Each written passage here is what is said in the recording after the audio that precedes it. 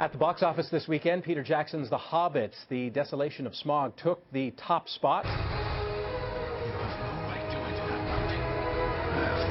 The second installment has put its tiny little hands on more than $400 million.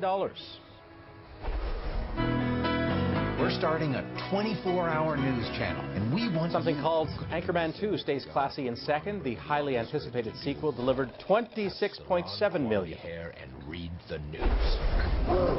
Hey, we were just talking about you. All good things. And finally, the Disney flick Frozen was in third place with $19 million. The animated flick was perfectly suited to this weekend.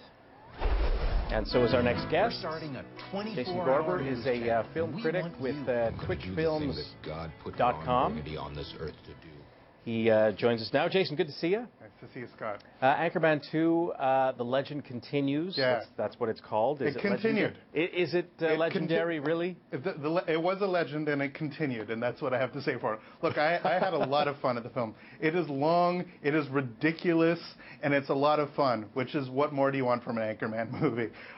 Look, they have been promoting the heck out of this film. You have seen Will Ferrell's Ron Burgundy on all kinds of TV shows, just promoting the heck of it, so you can't tell me you haven't actually heard that the sequel's coming out.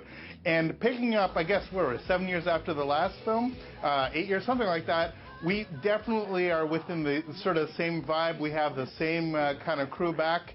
And really the big changes, yes, it's all about developing 24-hour news and all the other subplot, but really this has very little to do with plot and a lot to do with a lot of silliness. And really, when the film goes big, it really goes big. So, I mean, for lack of a better word, this is a film with chutzpah, and so it absolutely goes for it. Some people will just absolutely hate it, but heck, I like the hell of it. So definitely go see Anchorman 2 in theaters. How is the fight with PBS in it? Oh, look, the fight is so restricted. Like, you know that there's going to be a fight. You know it's clearly leading up to it. But by the end, honestly, I sat for there. I didn't even know if it was funny after a while. It just, like, my jaw was just open. I'm like, oh, my God, I can't believe they're doing this. And it's one of those movies. It's like you have to applaud the ambition and insanity of making a film like this. In a weird way, it's a little experimental film that people do amongst their friends, but it's being done within the guise of a giant Hollywood film. So go see it. It's a lot of fun. David O. Russell says that he's made the movie of his career. Your impressions? American Hustle is pretty amazing. It is a really extraordinary film. And what's almost, it's not even a slight against it, it's really David O. Russell doing Scorsese, and that is not a bad thing at all. You have some incredible performances, some of the leading lights of the generation, people like Amy Adams, Christian Bale, Jennifer Lawrence, Bradley Cooper, basically telling the ad scam story from 1980 in extraordinary ways. The costumes are tremendous.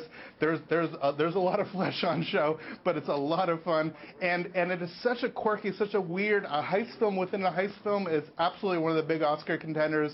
And look, David O. Russell's been a funny guy. He's made a lot of really interesting films and some that aren't quite so good. He's turning into a truly extraordinary filmmaker in this sort of second round. I loved Silver Linings last year, and this is probably his best film. The other gifted filmmakers that we're going to talk about, the Coen brothers, prolific, how are they doing? Yeah, so, I mean, when you have a giant pantheon of who are the greatest living film directors, honestly, I put the Coens on top. And Inside Llewyn Davis is ostensibly a film about folk music and cats. They joke that there wasn't really a plot in the film, so they had to put a cat in to let us going on. When this film ended, I wasn't even sure if I liked it. And then 5 minutes later, I'm like, oh, wait a minute. And then 10 minutes later, now days later, I am still processing this film. This is absolutely one of their finest works. But it is, on first glance, you're like, oh, there wasn't really a lot going on. And then you start thinking about it and start processing it. It's a very chill, very calm, almost like acoustic folk music that you think not a lot's going on with that three-chord sort of progression, but there's a lot going on in this movie, and these guys continue to hit it out of the park. It's sort of roughly the story of guys like Dave Van Ronk, just before Dylan sort of explodes on the scene, the whole Greenwich Village vibe. You have usual suspects such as John Goodman who are knocking it out of the park.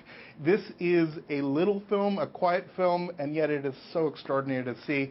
definitely give that one a chance. Here's 3 very different films with different levels of intensity, but all definitely worth seeing this holiday season. Absolutely. Thank you very much, and thanks for coming in. Thanks, Scott. And a reminder, people can follow you at Filmfest_CA. Happy holidays, everybody.